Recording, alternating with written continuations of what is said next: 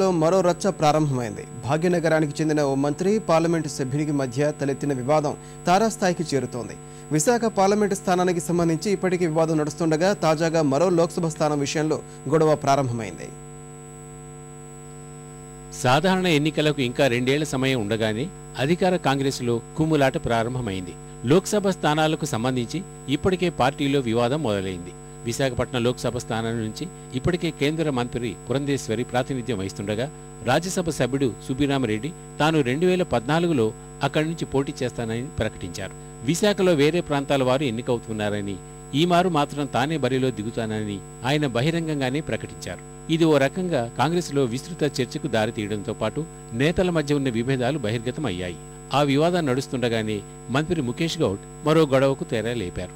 శాసనసభ ప్రాంగణంలో మీడియా ప్రతినిధులతో మాట్లాడిన ఆయన తాను వచ్చే ఎన్నికల్లో సికింద్రాబాద్ పార్లమెంటు స్థానం నుంచి పోటీ చేస్తానని ప్రకటించారు. ప్రస్తుత ఎంపీ అంజన్ కుమార్ యాదవ్ వచ్చే ఎన్నికల్లో ముషీరాబాద్ నుంచి శాసనసభకు పోటీ చేస్తారని, తాను ప్రాతినిధ్యం వహిస్తున్న గోషామహల్ నుంచి తన కుమారుడు విక్రమ్ గౌడ్ బరిలో దిగుతారని పేర్కొన్నారు.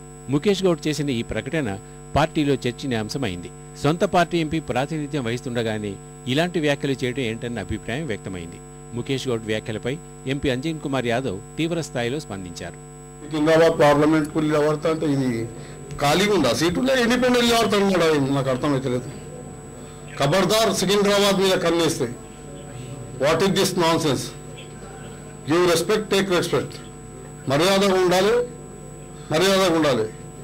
మషీరాబాద్ నిలబడు, నీ నాడ నిలబడతా, నీ కొడుకు ఓషామాయిల్ నిలబడతా. ఈ జాగిరా ఎవరిదానా నా కుర్చీకి ఎసరు పెడతా, నీ దగ్గరికి వస్తా అంటే ఏమి కూడా కూకున్నారా ఉట్టిగా. గీదడక మోత్ పుకారైతే షేర్కి తరపోతా అన్నట్టు మేము కష్టం రాత్రి పగలు కష్టపడి ఫస్ట్ ఎలక్షన్లలో నిద్రారాలు మారి రక్తాన్ని ఆవిరి చేసుకొని మేము గెలుచుకొని సీట్లు కైవసం చేసుకోవడం జరిగింది. నగర నేతల మధ్య బయటపడిన విభేదాలకు ఈ ఒక్క అంశమే కారణం కాదని పార్టీ వర్గాలు అంటున్నాయి.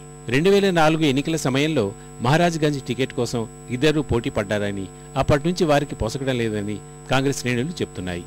తాజాగా ఇద్దరు నేతల కుమారులు విక్రమ్ గౌడ్, అనిల్ కుమార్ యాదవ్ యువజన కాంగ్రెస్ అధ్యక్ష పదవి కోసం పోటీ పడుతున్నారు. వీటన్నిటి నేపథ్యంలోనే తాజా పరిణామాలు చోటు చేసుకున్నాయని నగర పార్టీ నేతలు భావిస్తున్నారు.